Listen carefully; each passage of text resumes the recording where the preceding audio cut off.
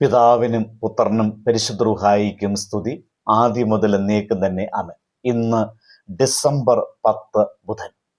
2 കൊരിന്ത്യർ 1-ാം അധ്യായം 20-ാമത്തെ വാക്യം. ദൈവത്തിന്റെ വാഗ്ദത്തങ്ങൾ എത്രയുണ്ടെങ്കിലും അവനിൽ ഉവ്വ് എന്നത്രേ. അതുകൊണ്ട് ഞങ്ങളാൽ ദൈവത്തിന് മഹത്വമുണ്ടാകുമാറ് അവനിൽ ആമേൻ എന്നും തന്നെ. പല വാഗ്ദാനങ്ങൾ നൽകിയാണ് ലോകത്തിൽ നാം ജീവിക്കുന്നത്. മനുഷ്യന്റെ വാഗ്ദാനങ്ങൾ ഋതുക്കൾ മാറുന്നത് പോലെ മാറാം. എന്നാൽ ദൈവത്തിന്റെ വാഗ്ദാനങ്ങൾ ഒരു ശില പോലെ ഉറപ്പുള്ളവയാണ്. പൗലോസ് അപ്പോസ്തലൻ നമ്മോട് ഉറക്കെ പറയുകയാണ്, ദൈവത്തിന്റെ വാഗ്ദാനങ്ങളൊക്കെയും നിറവേറ്റപ്പെടുന്നു. ദൈവിക വാഗ്ദാനങ്ങളുടെ ഉറപ്പാണ് ഇവിടെ രേഖപ്പെടുത്തിയിരിക്കുന്നത്. അവന്റെ വാഗ്ദാനങ്ങൾ അതേ നിറവേറ്റപ്പെടും എന്ന് കാണുന്നു. എന്നാൽ മനുഷ്യ വാഗ്ദാനങ്ങൾ പലപ്പോഴും അതേ എന്നോ ഇല്ല എന്നും ആയി തീർന്നേക്കാം. ഇത് സൂചിപ്പിക്കുന്നത് വാഗ്ദാനം ചെയ്യുന്നതായ ദൈവം മാറാത്തവനാണ്, അവനത് നിറവേറ്റുന്നവനാണ്. മനുഷ്യൻ ചെയ്തതായ വാഗ്ദാനങ്ങൾക്ക് സാധ്യതകളുണ്ട്, എന്നാൽ ദൈവം ചെയ്യുന്നതായ വാഗ്ദാനങ്ങൾ യാഥാർത്ഥ്യമാണ്, അത് നിറവേറ്റപ്പെടുന്നതാണ്. അതുകൊണ്ടാണ് വചനത്തിൽ പറയുന്നത്, എല്ലാ വാഗ്ദാനങ്ങളും ക്രിസ്തുവിലുള്ളതാണ് എങ്കിൽ അത് ആമേനാണ്. അപ്രകാരം തന്നെ നമുക്കറിയാമല്ലോ, ആമേൻ എന്ന ഗ്രീക്ക് വാക്ക് അങ്ങനെ തന്നെ ഉറപ്പ്, സ്ഥിരം എന്നൊക്കെയുള്ള അർത്ഥമാണ് നൽകുന്നത്. അപ്പോൾ ദൈവം പറയുന്നു, വാഗ്ദാനം നൽകുന്നവൻ ഞാനാണ് എങ്കിൽ അതേ ആമേൻ ഉറപ്പ് നൽകുന്നവനുമാണ് ഞാൻ. ഇത് നമുക്ക് നൽകുന്ന സന്ദേശം നാം ഇതിനോട് പ്രതികരിക്കേണ്ടതായിട്ടുണ്ട് എന്നാണ്.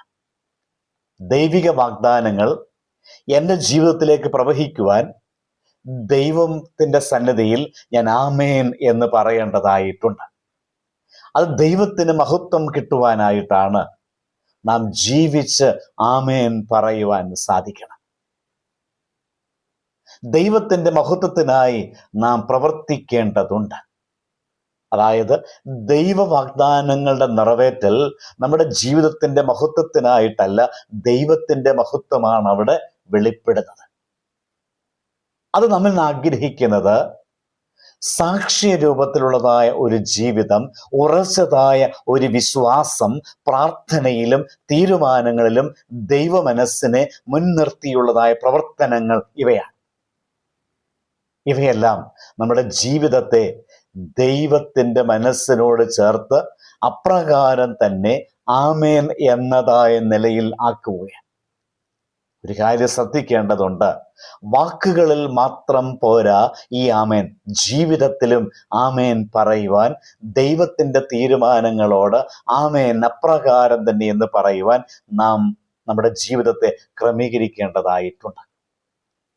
വചനം നമ്മോട് അരുളി ചെയ്യുന്നു, ദൈവത്തിൻ്റെ വാഗ്ദാനങ്ങൾ നമ്മെ പിന്തുടരുന്നു, അവ നമ്മെ ഉയർത്തുന്നു, അവ നമ്മെ പുതുക്കുന്നു.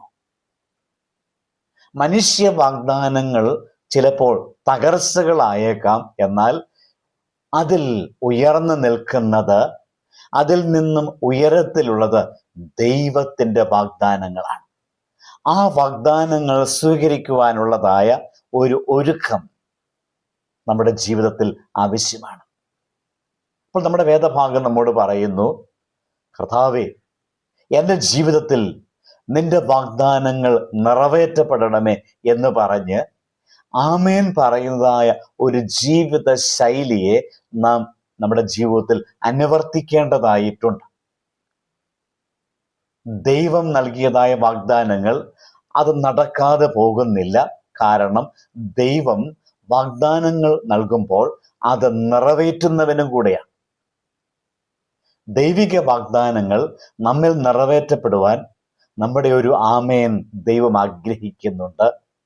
ദൈവത്തിൻ്റെ ആലോചന അനുസരിച്ചുള്ളതായ ഒരു ജീവിതത്തെ നാം പ്രാപിക്കേണ്ടതായിട്ടുണ്ട്.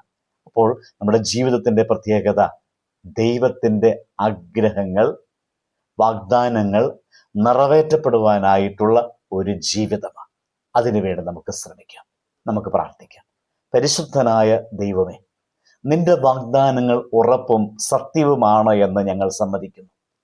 ഞങ്ങളുടെ ജീവിതം അതിനാമേൻ പറയുന്നതായ അനുഭവത്തിൽ, വിശ്വാസത്തിൽ നിറയുവാൻ അനുവദിക്കണമേ.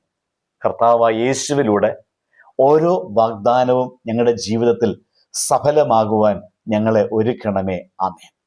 ദൈവം അനുഗ്രഹിക്കട്ടെ.